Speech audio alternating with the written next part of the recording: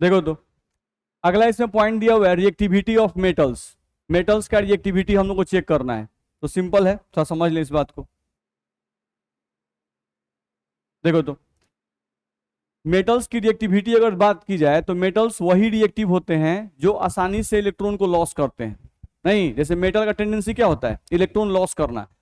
नहीं, मेटल्स का टेंडेंसी होता है इलेक्ट्रॉन को लॉस करना। तो वो मेटल जो आसानी से इलेक्ट्रॉन को लॉस करेगा वो मेटल क्या होगा, ज्यादा रिएक्टिव होगा। ध्यान रखना है। तो लिखा हुआ है यहां पर देखो, metal which have tendency to lose electrons are more reactive. ध्यान रखना है, यहां पर हम लोग ऐड कर दे थोड़ा सा, यहां पर थोड़ा सा हम लोग ऐड कर दे, metals which have tendency to lose electrons easily. ध्यान रखना है, आर मोर रिएक्टिव। तो वैसे मेटल जो इलेक्ट्रॉन को आसानी से लॉस करते हैं वो मेटल क्या होते हैं, ज्यादा रिएक्टिव होते हैं। ध्यान रखना है, ठीक है। अब थोड़ा देखो तो, जैसे हम यहां से ये एक मेटल ले लिए जिसके पास ऑर्बिट कितना है, एक, ये न्यूक्लियस है, ये एक ऑर्बिट है। यहां से हम ले लिए, ये एक न्यूक्लियस ले लिए, यहां से एक ऑर्बिट, यहां से एक ऑर्बिट और यहां से एक ऑर्बिट। नहीं, ये भी मेटल है, ये भी मेटल है, लेकिन ये जो मेटल है वो स्मॉल है, छोटा है, और ये जो मेटल है वो तुम्हारा लार्ज है, बड़ा है। ध्यान रखना है। नहीं, इसको देखो तो यहां पर न्यूक्लियस और इलेक्ट्रॉन के बीच का दूरी क्या है, कम है। नहीं, यहां पर न्यूक्लियस और इलेक्ट्रॉन के बीच का दूरी क्या है, कम है। तो इलेक्ट्रॉन और न्यूक्लियस के बीच का दूरी कम है और यहां पर आओ, आउटर मोस्ट ऑर्बिट में इलेक्ट्रॉन है, तो यहां पर न्यूक्लियस और इलेक्ट्रॉन के बीच का दूरी क्या है, ज्यादा है। तो यहां पर अगर दूरी कम है तो यहां पर अट्रैक्शन फोर्स क्या होगा, ज्यादा। अट्रैक्शन फोर्स मोर होगा। यहां पर दूरी ज्यादा है तो दूरी ज्यादा होगा, तो न्यूक्लियस और इलेक्ट्रॉन के बीच का जो अट्रैक्शन फोर्स होगा वो अट्रैक्शन फोर्स क्या होगा, कमजोर होगा। अट्रैक्शन फोर्स वीक, कमजोर होगा। तो बताओ, इलेक्ट्रॉन यहां से निकालना आसान है कि इलेक्ट्रॉन यहां से निकालना आसान है? बड़े एटम से इलेक्ट्रॉन निकालना क्या है, आसान है। होगा कि नहीं होगा, ध्यान रखना है, क्योंकि यहां पर न्यूक्लियस और इलेक्ट्रॉन के बीच का दूरी ज्यादा, तो अट्रैक्शन फोर्स कम, अट्रैक्शन फोर्स कम तो इलेक्ट्रॉन आसानी से बाहर निकल जाएगा। ध्यान रखना है। लेकिन यहां पर न्यूक्लियस इलेक्ट्रॉन के बीच का दूरी बहुत कम है, तो दूरी जब कम होगा तो इलेक्ट्रॉन को निकालना उतना ही मुश्किल होगा। ध्यान रखना है, ठीक है। तो यहां पर अगर देखें तो अट्रैक्शन फोर्स वीक है, इसका मतलब होगा कि ये जो मेटल है वो आसानी से इलेक्ट्रॉन लॉस करेगा, यानी कि लूज इलेक्ट्रॉन्स इजिली, ये इलेक्ट्रॉन को इजीली लॉस करेगा। ध्यान रखना है। लेकिन इसके केस में कहें तो लिख रहा है कि नॉट लूज इलेक्ट्रॉन्स इजिली, ये इलेक्ट्रॉन्स को आसानी से लॉस नहीं करेगा। तो जो मेटल इलेक्ट्रॉन को आसानी से लॉस करता है वो मेटल मोर रिएक्टिव होता है। वो मेटल क्या होता है, मोर रिएक्टिव होता है। तो ये आपका मोर रिएक्टिव होगा, बड़ा वाला मेटल। और ये जो मेटल होगा वो मेटल क्या होगा, लेस रिएक्टिव होगा। तो मेटल की जो रिएक्टिविटी है वो साइज पे डिपेंड करती है। मेटल की रिएक्टिविटी किस चीज पे डिपेंड करती है, साइज पर। जिस मेटल का साइज बड़ा होगा वो आसानी से इलेक्ट्रॉन लॉस करेगा, इसका मतलब वो ज्यादा रिएक्टिव मेटल होगा। तो यहाँ लिखा भी हुआ है, देखो, reactivity of metals directly proportional to size of metals, यानी साइज ऑफ मेटल्स अगर ज्यादा होगा तो मेटल की रिएक्टिविटी भी ज्यादा होगी। मेरी बात समझ में आ रही है? चलो जैसे एग्जाम्पल करके देखते हैं। देखो तो, जैसे हम यहां पर ले लिए एग्जांपल में तुमको 1A। अब 1A में तुम्हारा है लिथियम, सोडियम, पोटेशियम, रुबिडियम नहीं और सीजियम। फ्रेंसियम को नहीं लिख रहे हैं, क्यों? क्योंकि फ्रेंसियम रेडियो एक्टिव एलिमेंट है और radio active element normal reaction में भाग नहीं लेते हैं। चलो यहां पर देखा जाए तो लिथियम, लिथियम के पास ऑर्बिट कितना होता है, 2। सोडियम के पास ऑर्बिट कितना होता है, 3। पोटासियम के पास ऑर्बिट कितना, 4, 1 2 3 और 1 4। रुबिडियम के पास ऑर्बिट कितना, 1 2 3 4 और 1 5। और सीजियम के पास ऑर्बिट कितना, 6, 1 2 3 4 5 और 1 6। तो तुम यहां से देख सकते हो, यहां से तुमको दिखाई देगा कि जैसे जैसे तुम ऊपर से नीचे आ रहे हो तो ऊपर से नीचे आने पर क्या हो रहा है, साइज ऑफ मेटल्स बढ़ रहा है। नहीं, लिथियम सबसे छोटा है क्योंकि ऑर्बिट इसके पास 2 ही है। सीजियम सबसे बड़ा है क्योंकि इसके पास ऑर्बिट कितना है, 6 है। तो ऊपर से नीचे आने पर तुमको size of metal, size of metal जो है इंक्रीज कर रहा है। तो अगर साइज ऑफ मेटल इंक्रीज कर रहा है तो अभी तुमको बताया गया, क्या बताया गया, कि जैसे जैसे मेटल का साइज इंक्रीज करता है, जैसे जैसे मेटल का साइज इंक्रीज करता है मेटल की रिएक्टिविटी क्या होती है, इंक्रीज करती है। तो यहाँ size of metal increases, so reactivity increases, तो यहाँ पर रिएक्टिविटी भी क्या होगा, तुमको इंक्रीज कर जाएगा, ध्यान रखना है। यानी कि अगर 1A में इतने सारे मेटल दिए हुए हैं, तुमसे कोई पूछे कि सबसे रिएक्टिव मेटल कौन है, तो सबसे रिएक्टिव मेटल कौन होगा, सीजियम। ये सबसे रिएक्टिव होगा, तब कौन होगा, रुबिडियम, तब कौन होगा, पोटासियम, तब कौन होगा, सोडियम, और तब कौन होगा, लिथियम। ये आपको ध्यान रखना होगा। मेरी बात समझ में आ रही है? नहीं तो इस तरह से रिएक्टिविटी आपको पूछता है कि कौन सा मेटल ज्यादा रिएक्टिव है, कौन सा मेटल कम रिएक्टिव है। तो यहाँ से आपको ध्यान रहेगा कि नहीं रहेगा, रहेगा। तो ये बात ध्यान रखिएगा। तो पीरियोडिक टेबल में जब भी ऊपर से नीचे आएंगे, पीरियोडिक टेबल में जब भी ऊपर से नीचे आएंगे तो मेटल की रिएक्टिविटी क्या होती है, बढ़ती है। ये बात ध्यान रहे। चलो दूसरा पॉइंट समझो। यहां से देखो तो हम लोग एग्जाम्पल ले रहे हैं, जैसे सोडियम, मैग्नीशियम और एल्युमिनियम, ये तीनों भी मेटल है नहीं, और ये तीनों मेटल जो है वो किस पीरियड का है, थर्ड पीरियड का है। ये तीनों मेटल किसका है, थर्ड पीरियड का। अब याद करो, हम बताए थे कि किसी भी एटम का जो पीरियड नंबर होता है, नहीं, किसी भी एटम का जो पीरियड नंबर होता है वो ऑर्बिट नंबर को रिप्रेजेंट करता है। यानी कि अगर ये तीनों थर्ड पीरियड के हैं तो इसके पास भी 3 ऑर्बिट होगा, इसके पास भी 3 ऑर्बिट होगा, और इसके पास भी कितना होगा, 3 ऑर्बिट होगा। तो सबके पास 3 ऑर्बिट है। यहाँ सोडियम का फोटो बनाओगे तो इसके पास भी 3 ऑर्बिट होगा, मैग्नीशियम का फोटो बनाओगे तो इसके पास भी 3 ऑर्बिट होगा, और अल्युमिनियम का फोटो बनाओगे तो इसके पास भी 3 ऑर्बिट होगा। सिंपल है। अब तुम यहाँ से देख सकते हो कि सोडियम के पास, सोडियम का एटॉमिक नंबर 11 होता है, इसका एटॉमिक नंबर 12 होता है, और इसका 13 होता है। तो एटॉमिक नंबर 11 है, इसका मतलब इसके पास प्रोटॉन कै गो है, 11 गो। जितना एटॉमिक नंबर होता है एटम का, उसके पास प्रोटॉन उतना ही होता है। तो इसके पास प्रोटॉन कै गो, 11 गो। इसके पास प्रोटॉन कै गो, 12 गो। इसके पास प्रोटॉन कै गो, 13 गो। तो लिख दिए, यहां से ध्यान रखना है। अब तुमको देखा जाए तो यहाँ पे 11 प्रोटॉन मिलके 3 ऑर्बिट को खींच रहा है। 11 प्रोटॉन मिल क्या कर रहा है, 3 ऑर्बिट खींच रहा है। यहाँ आओ, 12 प्रोटॉन मिलके 3 ऑर्बिट खींच रहा है। यहाँ आओ, 13 प्रोटॉन मिलके 3 ऑर्बिट खींच रहा है। नहीं तो ये बताओ कि सबसे ज्यादा खिंचाव कहां पर होगा, इसमें होगा, एल्युमिनियम केस में होगा, क्योंकि यहाँ पर 13 प्रोटॉन मिलके 3 ऑर्बिट को खींच रहा है। ध्यान रखना है। तो यहाँ पर अट्रैक्शन फोर्स ज्यादा होगा, तो यहाँ पर ये ज्यादा सिकुड़ जाएगा, ज्यादा इसका सिकुड़ाव होगा। यहाँ पर सिकुड़ाव कम होगा, होगा नहीं। चलो, तो इसका मतलब ये समझ में आ रहा है कि अगर हम पीरियोडिक टेबल में लेफ्ट टू राइट अगर जा रहे हैं, पीरियोडिक टेबल में अगर हम लेफ्ट टू राइट जा रहे हैं, तो लेफ्ट टू राइट जाने पर क्या हो रहा है, size of metal, size of metal decrease कर रहा है। साइज ऑफ मेटल डिक्रीज कर रहा है। तो अगर साइज ऑफ मेटल डिक्रीज कर रहा है, नहीं तो अभी बताया गया साइज ऑफ मेटल और रिएक्टिविटी में सीधा संबंध है। तो अगर मेटल का साइज घटेगा तो रिएक्टिविटी घटेगा। नहीं तो left to right, periodic table में जब लेफ्ट टू राइट जाओगे तो रिएक्टिविटी ऑफ मेटल डिक्रीजेज।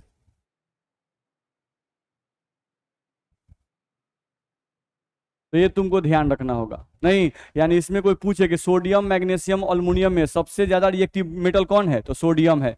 तब कौन होगा, मैग्नीशियम होगा। तब कौन होगा, एल्युमिनियम होगा। बोलो, ध्यान रहेगा। तो इस तरह से हम लोग बता सकते हैं, ठीक है। तो वही चीज यहां पर लिखा हुआ है, तुम देख सकते हो, लिखा हुआ है कि पीरियोडिक टेबल में अगर तुम लेफ्ट टू राइट जाते हो कभी भी, तो याद रखना रिएक्टिविटी ऑफ मेटल क्या होगा, डिक्रीज करेगा। ये तुमको ध्यान रखना होगा। और पीरियोडिक टेबल में जब ऊपर से नीचे आओगे तो रिएक्टिविटी ऑफ मेटल क्या होगा, इंक्रीज करेगा। नहीं तो लेफ्ट टू राइट जाने पर मेटल का रिएक्टिविटी जो था वो डिक्रीज क्यों कर रहा था, क्योंकि साइज ऑफ मेटल क्या हो रहा था, डिक्रीज कर रहा था। ध्यान रखना है। तो साइज पे ही डिपेंड करता है मेटल का रिएक्टिविटी, और ऊपर से नीचे आने पर मेटल का रिएक्टिविटी इंक्रीज कर रहा था। तो क्या बोलेंगे, क्यों ऐसा हो रहा है, क्योंकि साइज ऑफ मेटल इंक्रीज कर रहा है। तो जैसे ही साइज ऑफ मेटल इंक्रीज करेगा, इसका इलेक्ट्रॉन लॉस करने की टेंडेंसी बढ़ेगा, और जो मेटल इलेक्ट्रॉन आसानी से लॉस करते हैं वही तो मेटल ज्यादा रिएक्टिव होते हैं। ध्यान रखना है। तो पॉइंट याद रहेगा, ठीक। चलो अब हम लोग बात करते हैं नॉन मेटल्स की। किसकी बात कर रहे हैं, नॉन मेटल्स की। तो नॉन मेटल देखा जाए तो मेटल के अपोजिट होते हैं। जैसे मेटल की टेंडेंसी होती है इलेक्ट्रॉन को लॉस करने की, नहीं, तो नॉन मेटल जो होते हैं उनका टेंडेंसी होता है इलेक्ट्रॉन को गेन करने का। नॉन मेटल क्या करते हैं? इलेक्ट्रॉन को गेन करते हैं। तो कोई पूछे कि अच्छा नॉन मेटल कौन है, तो अच्छा नॉन मेटल वो होगा जो इलेक्ट्रॉन को बहुत आसानी से गेन कर सकता है। मेरी बात समझ आ रही है? तो कोई पूछे कि कौन सा नॉन मेटल ज्यादा रिएक्टिव होगा, कोई पूछे कि कौन सा नॉन मेटल ज्यादा रिएक्टिव होगा, तो क्या बोलेंगे?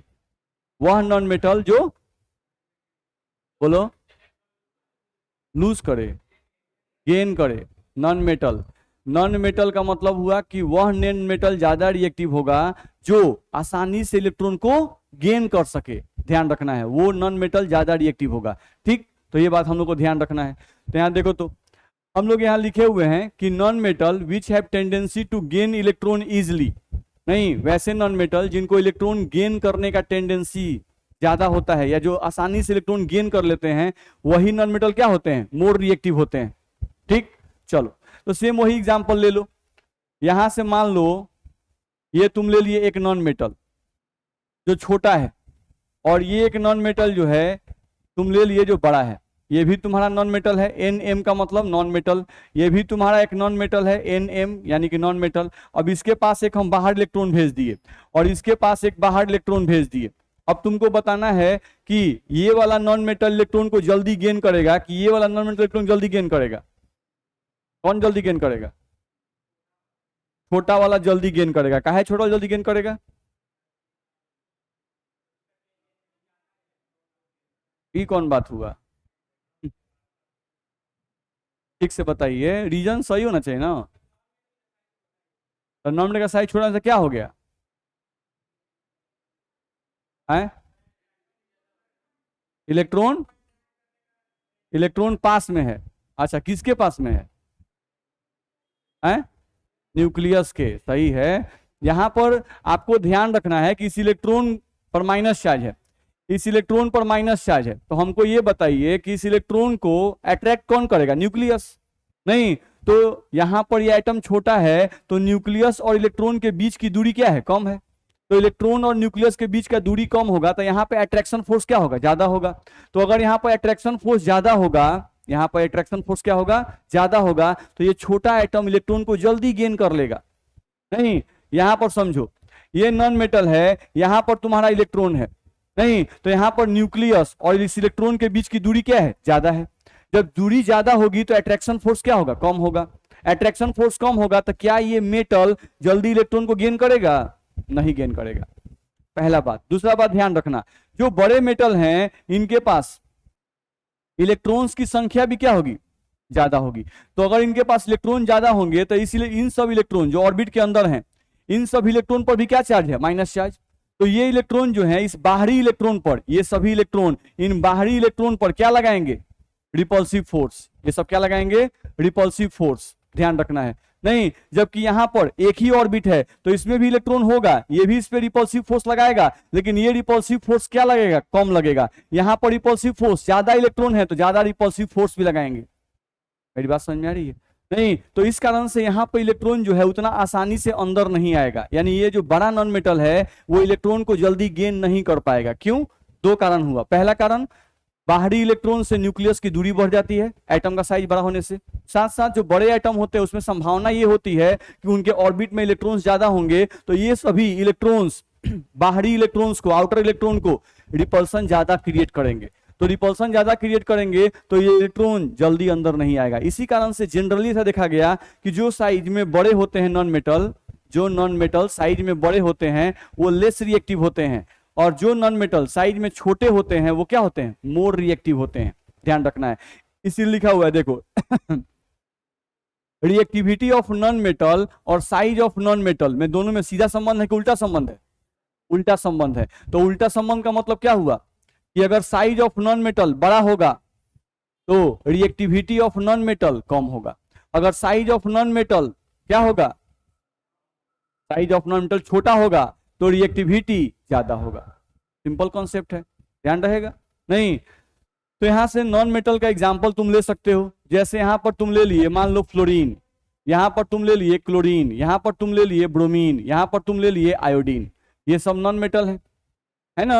हम नॉन मेटल पहचाना चुके हैं। टोटल नॉन मेटल कितने हैं? मात्र 16 है। ध्यान रखना है पीरियोडिक टेबल में। तो यहाँ से फ्लोरीन, क्लोरीन, ब्रोमीन, आयोडीन, ये सब हमारे नॉन मेटल हैं। तो इसमें अगर देखा जाए तो फ्लोरीन के पास ऑर्बिट कितना होता है 2, क्लोरीन के पास ऑर्बिट कितना होता है 3, ब्रोमीन के पास ऑर्बिट कितना होता है 4, 1 2 3 4, और आयोडीन के पास ऑर्बिट कितना 5, 1 2 3 4 और 1 5। तो इसमें तुम देख रहे हो कि जैसे जैसे हम लोग ऊपर से नीचे आ रहे हैं, तो ऊपर से नीचे आने पर size of non metal, size of NM, size of non metal क्या हो रहा है, इंक्रीज कर रहा है। तो अगर size of non metal increase करेगा, size of non metal increase करेगा, तो इसका मतलब हुआ कि reactivity, reactivity of non metal क्या करेगा जी, reactivity of non metal decrease करेगा। यानी जैसे जैसे नीचे आओगे इनकी रिएक्टिविटी डिक्रीज करते जाएगी। नहीं, अगर पूरे पीरियोडिक टेबल की बात करें तो पूरे पीरियोडिक टेबल में फ्लोरीन को हाईएस्ट रिएक्टिव नॉन मेटल कहा जाता है, हाईएस्ट रिएक्टिव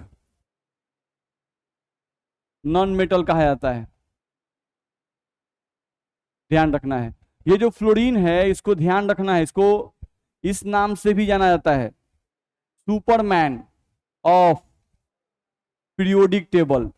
नहीं, हम लोग को बुक में लिखा रहता है कि ये Superman of the periodic table है। काहे बोलते हैं इसको सुपरमैन, हाईली रिएक्टिव है। बस मेरा इसकी रिएक्टिविटी ऐसी है, सोचो जो इनर्ट गैस होते हैं, इनर्ट गैस याद है, हीलियम, नियन, आर्गन, क्रिप्टन, जेनन और रेडन, ये बताया गया था। नहीं, तो ये सब तुम्हारे इनर्ट गैस हैं, यानी कि ये लोग जो हैं वो जनरली रिएक्शन में भाग नहीं लेते हैं। लेकिन फ्लोरीन एक ऐसा एलिमेंट है, ये जो फ्लोरीन है वो एक ऐसा एलिमेंट है जो क्रिप्टन के साथ, जेनन के साथ रिएक्शन कर लेता है, यानी इनसे भी इलेक्ट्रॉन खींच लेता है और खींच कर रिएक्शन इनसे जबरदस्ती कर लेता है। ध्यान रखना है। नहीं, तो फ्लोरीन जो है वो पूरे पीरियोडिक टेबल में सबसे ज्यादा रिएक्टिव एलिमेंट है, ध्यान रखना है। नहीं, यानी ये वैसे एलिमेंट से भी रिएक्शन कर लेता है जो जनरली रिएक्शन में भाग लेना नहीं चाहते हैं, उनसे भी रिएक्शन कर लेता है, ध्यान रखना है। तो ये पॉइंट ध्यान में रहे, इतना में दिक्कत है। चल अब अगले पॉइंट पे आ जाओ।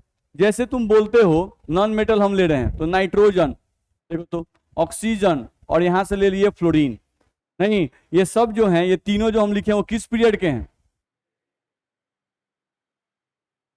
आपको तीनों सेकेंड पीरियड के हैं, पढ़ा चुके हैं हम लोग।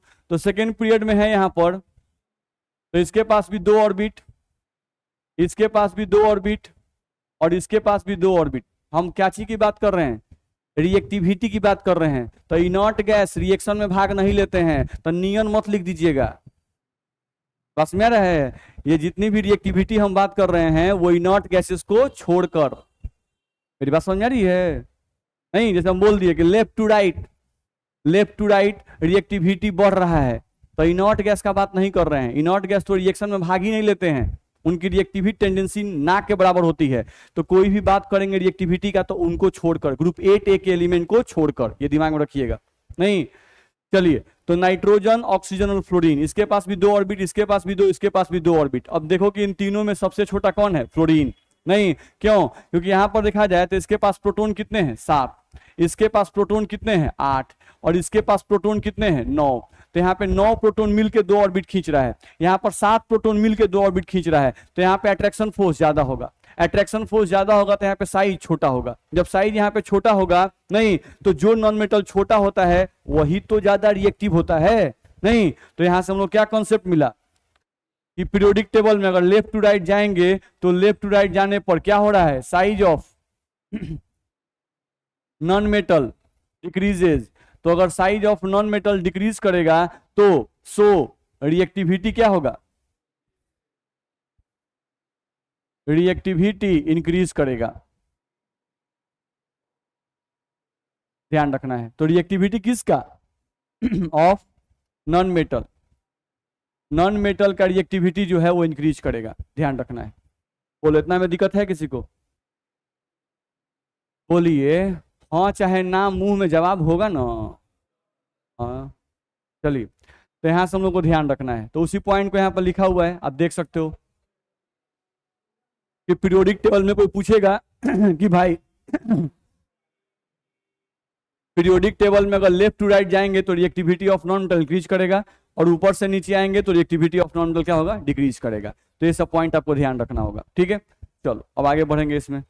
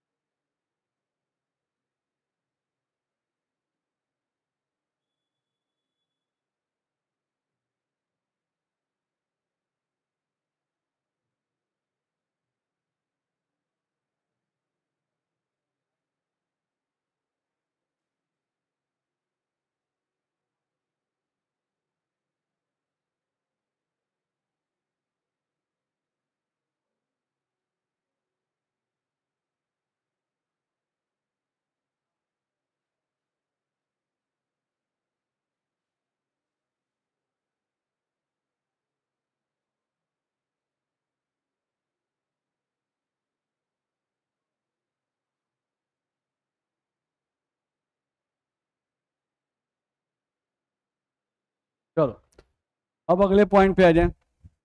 देखो तो हम लोग को यहाँ से देखना है IUPAC nomenclature of that atoms whose atomic number greater than 100।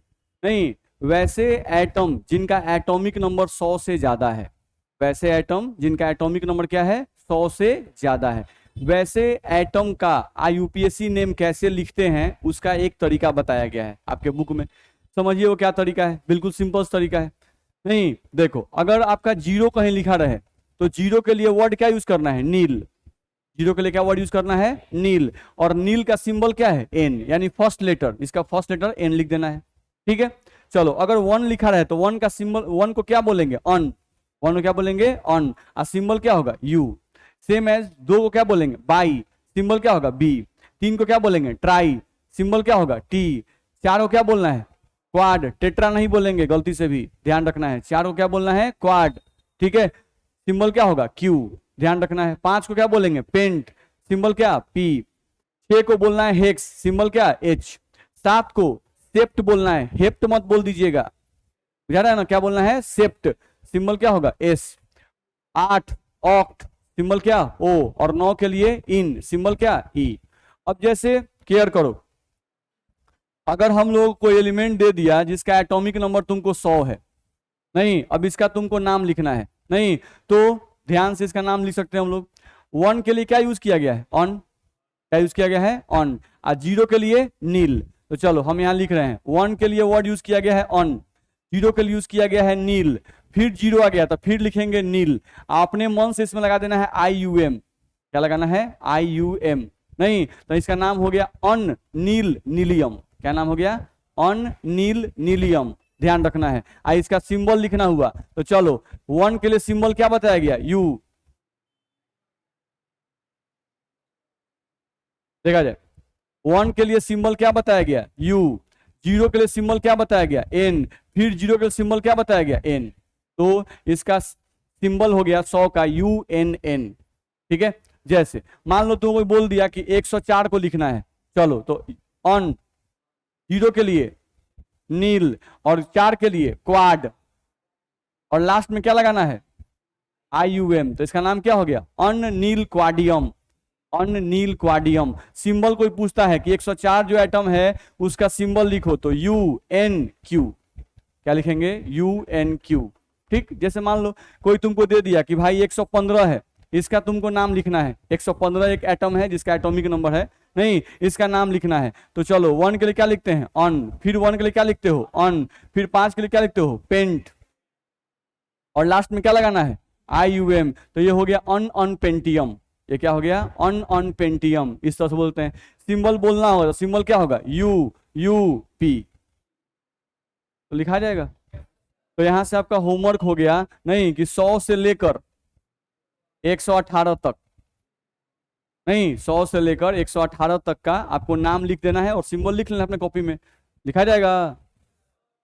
चलिए तो ये चीज आपको लिख के लाना है।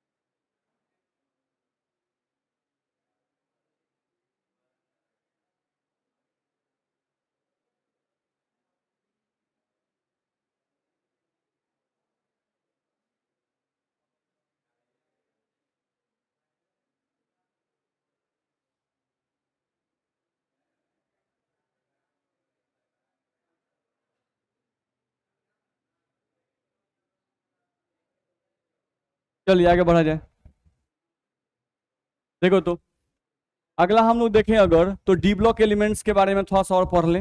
नहीं, चलो डी ब्लॉक एलिमेंट्स तो हम लोग पहले ही बता चुके हैं आपको, पहले कुछ चीज बता चुके हैं डी ब्लॉक के बारे में। क्या क्या बता चुके हैं? डी ब्लॉक में टोटल एलिमेंट्स 40, 40 के 40 मेटल। डी ब्लॉक का जनरल कॉन्फ़िगरेशन तो बता चुके हैं, एन एस 0 से लेकर 2 तक, n-1 डी 1 से लेकर 10 तक, ये भी बता चुके हैं। नहीं, चलो अब डी ब्लॉक के बारे में कुछ और बात है जिसको हमको ध्यान में रखना है, नहीं उनको समझ लिया जाए।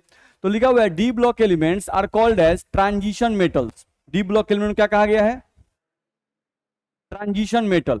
नहीं, डी ब्लॉक के एलिमेंट को ट्रांजिशन मेटल कहा जाता है। चलो, ट्रांजिशन का मतलब क्या होता है? In between. ट्रांजिशन का मतलब क्या होता है? In between.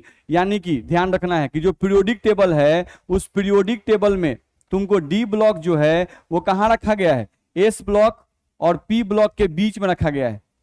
रखा गया है, ये ओस हो गया, ये पी हो गया, और यहां क्या हो गया? D block. नहीं, तो डी ब्लॉक के एलिमेंट को ट्रांजिशन मेटल कहा गया। क्यों कहा गया? क्योंकि पीरियोडिक टेबल में डी ब्लॉक के एलिमेंट को कहां रखा गया है? एस ब्लॉक और पी ब्लॉक के बीच में रखा गया है, इसलिए उनको ट्रांजिशन मेटल कहा गया। पहला पॉइंट। दूसरा पॉइंट, ट्रांजिशन मेटल कहने का एक और कारण है, यानी डी ब्लॉक को आखिर एस ब्लॉक और पी ब्लॉक के बीच में ही क्यों रखा गया? सवाल ये आता है। नहीं, तो डी ब्लॉक को एस ब्लॉक और पी ब्लॉक के बीच में इसलिए रखा गया क्योंकि डी ब्लॉक के एलिमेंट का जो प्रॉपर्टी होता है वो प्रॉपर्टी एस ब्लॉक और पी ब्लॉक के प्रॉपर्टी के बीच का प्रॉपर्टी होता है। मेरी बात समझ में आ रही है? नहीं, इनका जो प्रॉपर्टी आएगा, इसके जो एलिमेंट्स है, इनका जो प्रॉपर्टी आएगा वो एस ब्लॉक और पी ब्लॉक के बीच का प्रॉपर्टी आएगा। जैसे नॉर्मल सा एग्जाम्पल एक समझ लो, अभी तुम तुरंत पढ़ रहे थे, थोड़ा देर पहले, अभी थोड़ा देर पहले तुम पढ़ रहे थे कि जब हम लेफ्ट टू राइट जा रहे थे, लेफ्ट टू राइट, तो क्या हो रहा था? साइज इंक्रीज कर रहा था, सॉरी साइज क्या कर रहा था? डिक्रीज कर रहा था। अभी हम लोग पढ़ रहे थे जस्ट कि लेफ्ट टू राइट जाएंगे तो साइज क्या होगा? डिक्रीज करेगा। ठीक है, तो साइज डिक्रीज करेगा, तो यहां देखो, यहां पर पहले तुम्हारा एस ब्लॉक होता है। कौन सा ब्लॉक होता है? S block. फिर कौन है? D block. फिर कौन है? P block. नहीं, तो तुमको ध्यान रखना होगा, अगर कोई पूछता है कि भाई साइज पीरियोडिक टेबल में लेफ्ट टू राइट अगर जाते हैं तो साइज डिक्रीज कर रहा है, अच्छा साइज डिक्रीज कर रहा है, इसका मतलब हुआ एस ब्लॉक का जो साइज होगा वो सबसे बड़ा होगा, डी ब्लॉक का साइज जो होगा मीडियम होगा, और पी ब्लॉक का जो साइज होगा सबसे छोटा होगा। मेरी बात समझ में आ रही है? नहीं, यहां पर जो एस ब्लॉक होंगे ये सबसे बिगर होंगे साइज में, इनके जो एटम्स होंगे वो सबसे बड़े एटम होंगे। ये जो होगा वो मीडियम साइज का होगा, ये मीडियम साइज का होगा, और इसमें जो एलिमेंट होंगे वो क्या होंगे? स्मॉल साइज के होंगे। तो देखो तो बिगर स्मॉलर के बीच में मीडियम, यानी डी ब्लॉक के एलिमेंट का जो प्रॉपर्टी है वो एस ब्लॉक के और बी ब्लॉक के बीच का है कि नहीं है? है।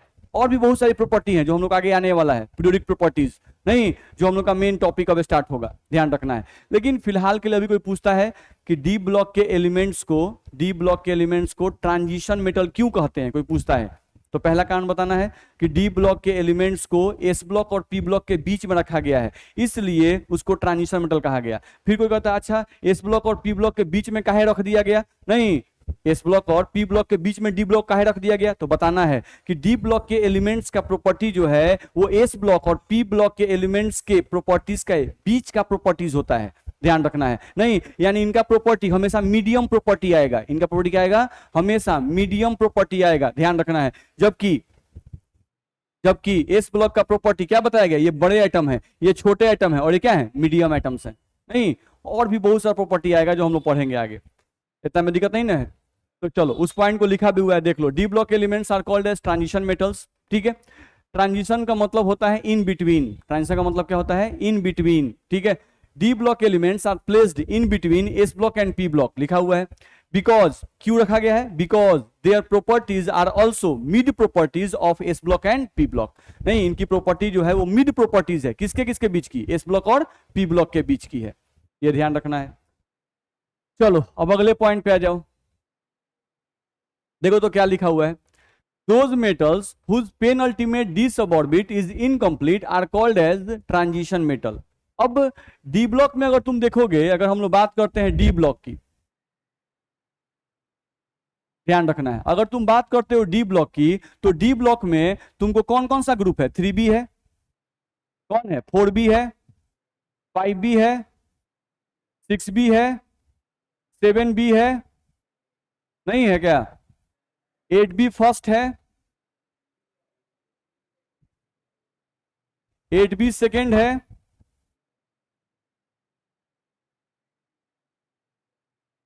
8B थर्ड है, 1B है और 2B है। इतने ग्रुप आते हैं कौन से? डी ब्लॉक में। नहीं, ध्यान रखना है। अब इतना ग्रुप आता है डी ब्लॉक में, और सब में एलिमेंट होगा। जैसे 3B में तुम याद करते हो सचिन या लक्ष्मण एक्टिंग, नहीं याद करते हैं? 3B में कौन कौन है? सचिन या लक्ष्मण एक्टिंग, SCYLAAC, याद करते हैं? तो वैसे ही सब में एलिमेंट्स हैं। तो क्या डी ब्लॉक के, ध्यान से मेरा बात सुनो, डी ब्लॉक के सभी एलिमेंट को क्या ट्रांजिशन मेटल कहते हैं? बोलो। नहीं कहते हैं। किसको किसको नहीं कहते हैं बताओ? बताया गया है कैल्शियम। इसमें कैल्शियम कहां से आ जाएगा?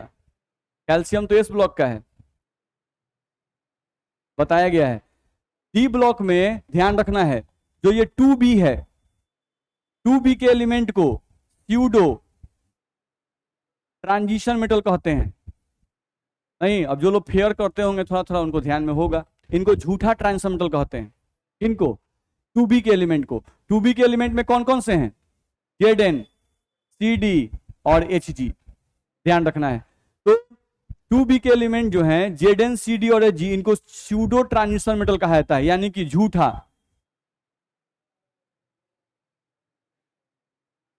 ध्यान समझो, इनको झूठा ट्रांजिशन मेटल कहते हैं, ध्यान रखना है, ठीक है? तो इनको झूठा ट्रांजिशन मेटल क्यों कहते हैं?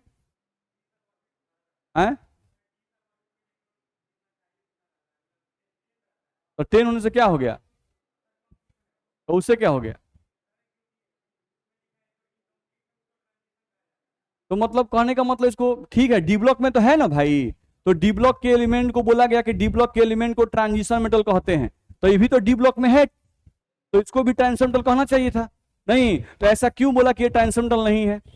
तो ठीक है, तुम बोल रहे हो कि सर इसका जो पेनल्टीमेट ऑर्बिट है वो कंप्लीट रहता है, तो कंप्लीट होने से क्या हो गया? उस ब्लॉक में तो है ना भाई, एस ब्लॉक और पी ब्लॉक के बीच में इसको रखा गया कि नहीं रखा गया है?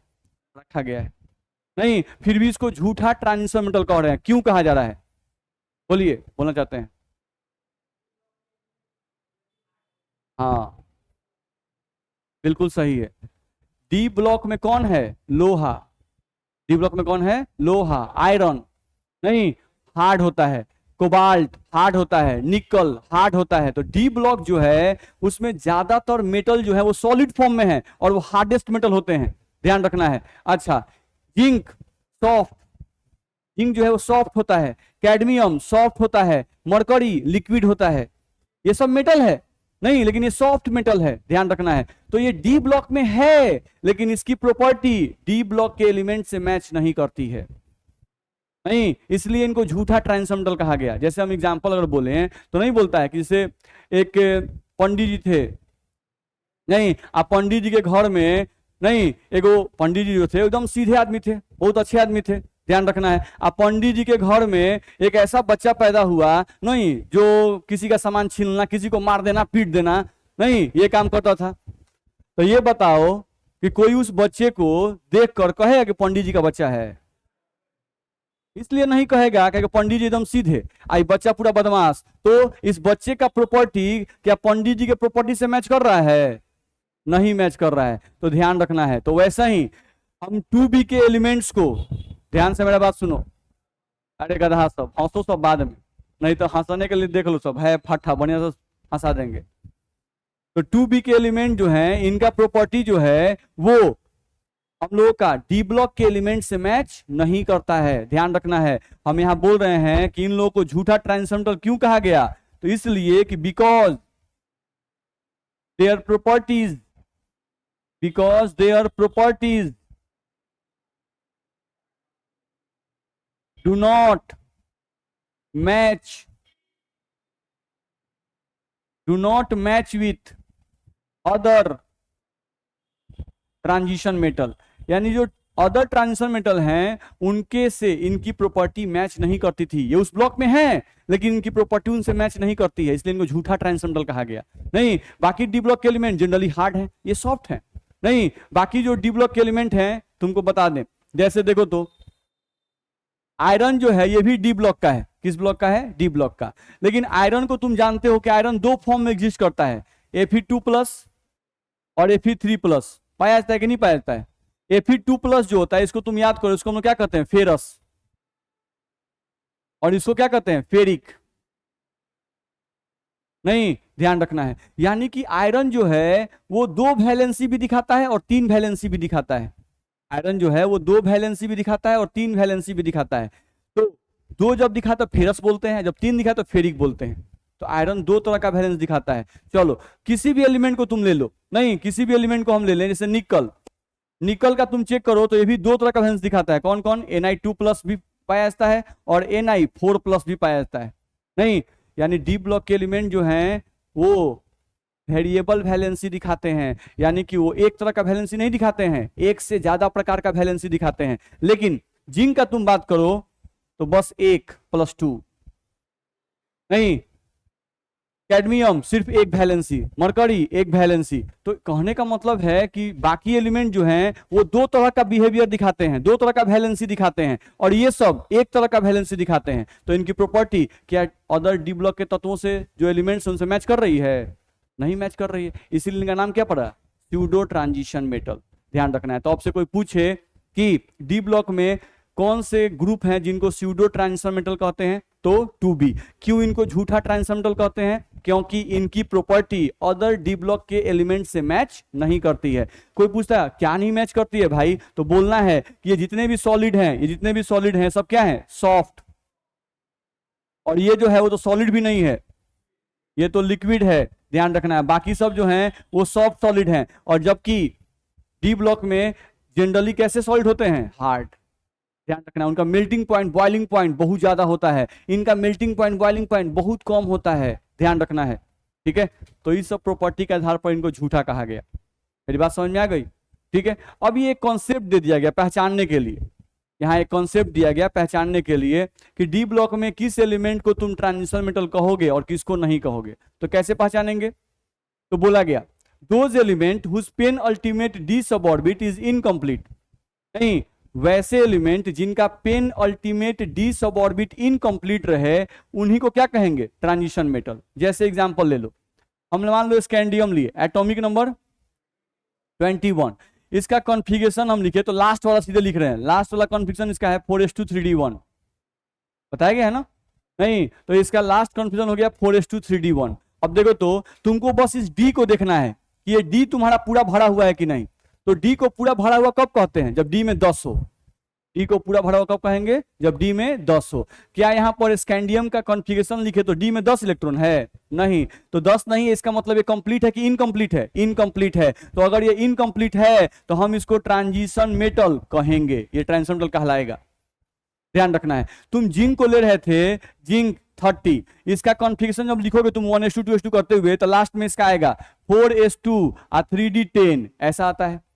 नहीं, तो तुम देख लो इसका डी क्या है? पूरा भरा हुआ है, डी में पूरा 10 भरा हुआ है। तो 10 भरा हुआ है तो क्या इसको ट्रांजिशन मेटल कहेंगे? नॉट ट्रांजिशन मेटल, इसको ट्रांजिशन मेटल नहीं कह सकते हैं। ध्यान रखना है। मेरी बात समझ में आ रही है? सेम है, जिंक के नीचे कैडमियम था, कैडमियम 48, जब इसका कॉन्फ़िगरेशन लिखो तो सेम ऐसा ही होता है। जैसे यहाँ 4 है तो यहाँ 5 हो जाएगा, S2 जैसा है वैसा उतर जाएगा, यहाँ 3 है तो यहाँ 4 कर दो, D10 जैसा है वैसा उतर जाएगा। तो इसका भी डी पूरा भरा हुआ है, तो डी जिसका भी पूरा भरा हुआ है वो कभी भी ट्रांजिशन मेटल नहीं कहलाएगा, यानी उसका ट्रांजिशन मेटल नहीं कहलाएगा। इसका मतलब क्या? कि उसका प्रॉपर्टी अदर एलिमेंट से नहीं मैच करेगा। ध्यान रखना है, उसका प्रॉपर्टी अदर एलिमेंट से मैच नहीं करेगा। चलो आगे आ जाओ। जिंक का एक और फॉर्म पाया जाता है, कौन सा? Zn2+। नहीं, तो जिंक जो है वो जब न्यूट्रल फॉर्म में है तो उस समय भी ट्रांजिशन मेटल का बिहेवियर नहीं दिखाता है। और अगर जिंक को Zn2+ में ला दिया जाए तो देखो तो Zn2+ का मतलब हुआ कि 4s से 2 इलेक्ट्रॉन निकाल दो तो यहां भी क्या बच जाएगा? 3D10। तो अभी भी तो डी भरा हुआ है, तो डी अगर भरा हुआ है तो इस स्टेट में Zn+2 स्टेट में भी क्या इसको ट्रांजिशन मेटल कहेंगे? नहीं, इसको ट्रांजिशन मेटल नहीं कहेंगे। ध्यान रखना है। जैसे दूसरा एग्जांपल लेके देखो, समझने की कोशिश करो। जैसे हम कॉपर लेते हैं, एटॉमिक नंबर 29, इसका कॉन्फ़िगरेशन याद है? एक्सेप्शनल कॉन्फ़िगरेशन है। इसका कॉन्फ़िगरेशन क्या लिखते हैं? लास्ट वाला 4s1 3D10, ये कॉन्फ़िगरेशन इसका होता है 4s1 3D10। यहाँ पर ध्यान से देखो, इसका डी जो है पूरा भरा हुआ है कि नहीं भरा हुआ है? भरा हुआ है, कंप्लीट है। तो डी अगर पूरा भरा हुआ है तो क्या इसको ट्रांसमेटल कहेंगे? नहीं, ये नॉट ट्रांजिशन मेटल। ये कॉपर जो है न्यूट्रल फॉर्म में ट्रांजिशन मेटल नहीं है, ध्यान रखना। अब यहाँ आओ, हम यहाँ Cu+ लिख रहे हैं, यानी एक इलेक्ट्रॉन निकालना है। तो बताओ एक इलेक्ट्रॉन डी से निकाले कि 4 से निकाले? 4 से। आउटर मोस्ट ऑर्बिट ये नहीं है, ये है जो हाईएस्ट ऑर्बिट नंबर होता है। तो इससे इलेक्ट्रॉन निकाल दिए, तो हम लोग को देखो तो 4s1, तो ये तो खत्म हो गया, बच क्या गया? 3D10। तो अभी भी डी इसका पूरा भरा हुआ है, तो क्या ये ट्रांजिशन मेटल है? Not transition metal. अच्छा, कॉपर का Cu2+ लिख दिए। नहीं, कॉपर दो फॉर्म में पाया जाता है, एक Q+ और एक क्यूप्रिक। एक Q+ और एक क्यूप्रिक। तो ये Q+ है, ये कौन है? क्यूप्रिक, ध्यान रखना है। अब इसको लिखो। अब इलेक्ट्रॉन कहां से निकलेगा? दो इलेक्ट्रॉन निकालना है, तो एगो S से और एगो D से, क्या बन जाएगा? 3D9। अब इसको ट्रांजिशन मेटल कहेंगे कि नहीं कहेंगे? कहेंगे, ध्यान रखना है। तो कॉपर 3 फॉर्म में पाया जाता है। एक कॉपर न्यूट्रल फॉर्म में, एक कॉपर Cu+ फॉर्म में, जिसको तुम Q+ कहते हो, इसको तुम Q+ कहते हो, और इसको तुम क्यूप्रिक कहते हो। तो कॉपर 3 फॉर्म में पाया जाता है नेचर में, neutral copper, Q+ form, cupric form. नहीं, अब क्या कॉपर का क्या कोई ऐसा फॉर्म है जिस फॉर्म में वो ट्रांजिशन मेटल की तरह बिहेवियर दिखाता है? तो हाँ है। नहीं, इसका Cu2+ फॉर्म जो है, इस फॉर्म में ये ट्रांजिशन मेटल का कंडीशन फुलफिल करता है, यानी इस स्टेट में इसको ट्रांजिशन मेटल कहेंगे। बाकी न्यूट्रल फॉर्म में नहीं कहेंगे, Cu+ फॉर्म में नहीं कहेंगे। मेरी बात समझ में आ रही है? इसमें दिक्कत है नहीं? तो इस तरह से आप पहचान सकते हो। जैसे मान लो वेनेडियम लिखते हैं, एटॉमिक नंबर 23, इसका कॉन्फ़िगरेशन लास्ट वाला लिख रहे हैं, देखो तो 4s2 3D3। नहीं, तो इसका डी वाला देखना है बस। डी में पूरा भरा हुआ है कि नहीं भरा हुआ है? नहीं भरा हुआ है। डी को पूरा भरा कब कहते हैं? जब 10 हो। तो यहाँ पर डी में 3 ही इलेक्ट्रॉन है, तो इनकम्प्लीट है। तो क्या इसको ट्रांजिशन मेटल कहेंगे? कहेंगे, ये ट्रांजिशन मेटल कहलाएगा, ध्यान रखना है। मेरी बात समझ में आ रही है? नहीं, तो अब दिमाग में ये सवाल आना चाहिए कि सर कॉपर जो है, इसको झूठा ट्रांजिशन मेटल क्यों नहीं कहा गया? नहीं, कॉपर जो है इसको भी झूठा ट्रांजिशन मेटल कहना चाहिए। कैसे? जिंक को कह रहे हैं, कह रहे हैं कि नहीं कह रहे हैं? कैडमियम को कह रहे हैं, तो कॉपर को क्यों नहीं कहा गया? तो कॉपर को इसलिए झूठा ट्रांजिशन मेटल नहीं कहते हैं कि कॉपर का एक स्टेट ऐसा है जिसमें वो ट्रांजिशन मेटल का बिहेवियर दिखाता है, लेकिन जिंक का कोई ऐसा स्टेट नहीं है जिसमें वो ट्रांजिशन मेटल की तरह बिहेवियर दिखाए, ध्यान रखना है। जिंक का 2 फॉर्म पाया जाता है, कौन कौन? एक न्यूट्रल फॉर्म और एक Zn2+ फॉर्म। तो न्यूट्रल फॉर्म में भी डी पूरा भरा हुआ है और 2+ फॉर्म में भी डी पूरा भरा हुआ है। नहीं, तो 2 फॉर्म पाया जाता है, दोनों फॉर्म में इसका डी पूरा भरा हुआ है। तो ये किसी भी स्टेट में क्या ट्रांजिशन मेटल का बिहेवियर दिखा रहा है? नहीं, इसीलिए इसको कंप्लीट झूठा ट्रांजिशन मेटल कहा गया, ध्यान रखना है। जबकि कॉपर को झूठा ट्रांजिशन मेटल नहीं कहा जाता है, क्यों? क्योंकि कॉपर का एक स्टेट ऐसा है, Cu2+ स्टेट, जिसमें वो ट्रांजिशन मेटल की तरह बिहेवियर दिखाता है। बुझा रहा है सब कि नहीं? तो ये सब ध्यान रखना है। चलो अगले पॉइंट पर आओ, यहां पर ध्यान दो। अब S ब्लॉक और P ब्लॉक नहीं और D ब्लॉक हम लोग पढ़ रहे हैं, तो थोड़ा समझने की कोशिश करो। लिखा हुआ है as the atomic number increases, लिखा हुआ है as the atomic number increases number of electron increases in outermost orbit of S block and P block element. नहीं, यहां से ध्यान से देखो, हम यहां से ले रहे हैं, ध्यान से देखो, सोडियम ले रहे हैं, या पहले S ब्लॉक नहीं लेते हैं, यहां से हम लोग P ब्लॉक ले रहे हैं। देखो यहां से, जैसे हम लोग यहां से ले रहे हैं फास्फोरस, एटॉमिक नंबर कितना? 15 ले लिए।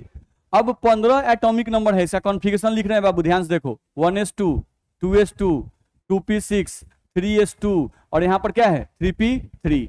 बोले इतना में दिक्कत कर सकते हैं। एटॉमिक नंबर कितना है? 15। अब हम देखो लिख रहे हैं यहाँ पे सल्फर, एटॉमिक नंबर 16, तो एटॉमिक नंबर बढ़ा कि घट गया? बढ़ गया। चलो अब हम यहाँ से फिर लिख रहे हैं कॉन्फ़िगरेशन, ध्यान से देखो, 1s2 2s2 2p6 3s2 और 3p4। बोलो लिखेंगे? किसी को दिक्कत है? एक और लिखते हैं, ध्यान से देखो, फास्फोरस सल्फर क्लोरीन 17, कॉन्फ़िगरेशन लिख रहे हैं, ध्यान से देखो, 1s2 2s2 2p6 3s2 और यहां से 3p5 लिखे तो दिक्कत है? अच्छा, फोटो बनाते हैं, ध्यान से देखो, फास्फोरस के पास ऑर्बिट कैगो है? 3। कैगो ऑर्बिट है? 3, दिख रहा है ना? नहीं, तो फास्फोरस का फोटो बनाना है। ये देखो, फास्फोरस के पास न्यूक्लियस हो गया, ऑर्बिट 1 2 3, ये फर्स्ट ऑर्बिट, ये सेकेंड ऑर्बिट, ये थर्ड ऑर्बिट। चलो काउंट करो, फर्स्ट ऑर्बिट में इलेक्ट्रॉन कै गो, 2 गो, इसमें इलेक्ट्रॉन 2 गो है। चलो सेकेंड ऑर्बिट, ये और ये मिला के सेकेंड ऑर्बिट है, 6 व 2 8, इसमें इलेक्ट्रॉन कै गो है, 8। चलो थर्ड ऑर्बिट में काउंट करो, इसको और इसको मिला के थर्ड, 3 और 2 5। इतना में दिक्कत, फोटो बनाने कोई दिक्कत नहीं ना है। यहाँ फोटो पे बनाओ, इसको फोटो बनाओ।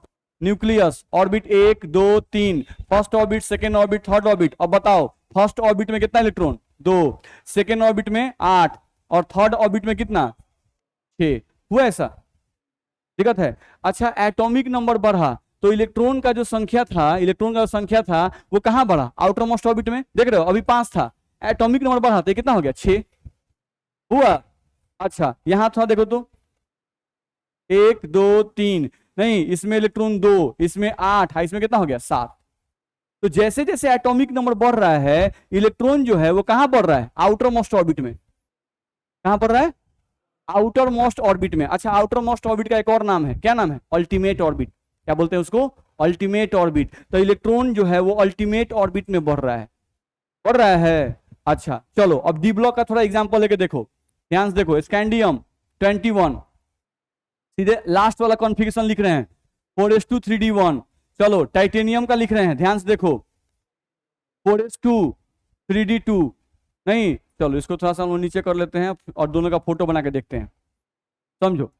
स्कैंडियम, स्कैंडियम का फोटो बना रहे हैं बाबू, देखो स्कैंडियम, ये न्यूक्लियस हो गया, ऑर्बिट कै गो, 4 गो, 1 2 3 4, first orbit, second orbit, third orbit, fourth orbit. चलो बाकी में इलेक्ट्रॉन हम नहीं लिख रहे हैं, हम लिख रहे हैं क्या कि यहां पर जो डी है, थर्ड ऑर्बिट के डी में कै इलेक्ट्रॉन, 1। हम डी वाला सिर्फ लिख रहे हैं, कै इलेक्ट्रॉन इसमें, 1 इलेक्ट्रॉन है। अच्छा फोर्थ ऑर्बिट ये है, फोर्थ में कितना इलेक्ट्रॉन है, 2 इलेक्ट्रॉन। चलो टाइटेनियम का फोटो बनाओ, 1 2 3 4, first orbit, second orbit, third orbit, fourth orbit. चलो एटॉमिक नंबर 21 था, कितना हो गया, 22, एटॉमिक नंबर बढ़ गया। फोर्थ ऑर्बिट में इलेक्ट्रॉन कै गो है, 2 गो, ये है फोर्थ ऑर्बिट, इलेक्ट्रॉन कै गो, 2 गो, इसमें इलेक्ट्रॉन कै गो, 2 गो। अच्छा बताओ एटॉमिक नंबर बढ़ा 21 से 22 हुआ, तो इलेक्ट्रॉन जो है देखो तो आउटर मोस्ट ऑर्बिट में यहां भी 2 इलेक्ट्रॉन, यहां भी 2 इलेक्ट्रॉन। तो एटॉमिक नंबर जब बढ़ा है तो एटॉमिक नंबर बढ़ने से आउटर मोस्ट ऑर्बिट में इलेक्ट्रॉन बढ़ा है क्या, नहीं बढ़ा है। इलेक्ट्रॉन कहां बढ़ा, पेनल्टीमेट ऑर्बिट में, आउटर मोस्ट ऑर्बिट के पहले देखो, इसमें अभी 1 इलेक्ट्रॉन है, इसमें कितना हो गया, 2। हम अब वेनेडियम का जब फोटो बनाएंगे, वेनेडियम 23 और उसका जब फोटो बनाएंगे 1 2 3 4 ऑर्बिट, तो इसमें फोर्थ ऑर्बिट में 2 इलेक्ट्रॉन रहेगा और जो थर्ड ऑर्बिट है इसमें इलेक्ट्रॉन हो जाएगा 3 गो। अंतर समझो, इससे बहुत बड़ा प्रॉपर्टी चेंज कर जाता है। नहीं डी ब्लॉक का प्रॉपर्टी बहुत ज्यादा चेंज होने का क्या कारण है, नहीं तो अंतर समझने की कोशिश करो। हम क्या बोल रहे हैं यहाँ पर, एस ब्लॉक और पी ब्लॉक, ये सब जो एग्जांपल लिए थे हम पहले वाला, ये पी ब्लॉक है। तो पी ब्लॉक के केस में क्या होता है, जैसे जैसे एटॉमिक नंबर बढ़ता है इलेक्ट्रॉन्स का संख्या आउटर मोस्ट ऑर्बिट में बढ़ता है, outer most orbit, ultimate orbit में बढ़ता है। लेकिन डी ब्लॉक में क्या है, जैसे जैसे एटॉमिक नंबर बढ़ेगा, 21 22 23 हो रहा है, आउटर मोस्ट ऑर्बिट में इलेक्ट्रॉन का संख्या नहीं बढ़ता है। आउटर मोस्ट ऑर्बिट के जो पहले वाला ऑर्बिट है जिसको पेनल्टीमेट ऑर्बिट कहते हैं, उसमें इलेक्ट्रॉन बढ़ना शुरू हुआ। नहीं तो बताओ एस ब्लॉक का कॉन्फ़िगरेशन और डी ब्लॉक का कॉन्फ़िगरेशन में इलेक्ट्रॉन का जो इंक्रीजमेंट है वो सेम टाइप का है कि अलग टाइप का है, अलग टाइप का है, ध्यान रखना है। अब ये अगर अलग टाइप का है तो इसका बहुत सारा प्रॉपर्टी इस पे डिपेंड करेगा जो डिफरेंट कर जाएगा।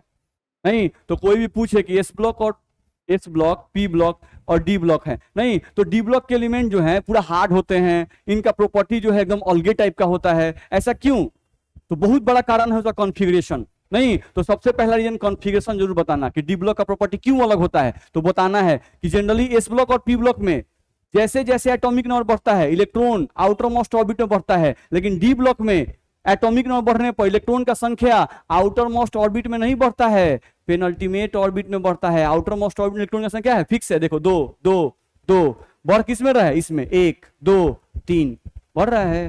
नहीं तो इस पर बहुत सारा प्रॉपर्टी डिपेंड करेगा जो हम लोग आगे आने वाला है। मेरी बात समझ में आई, किसी को दिक्कत है?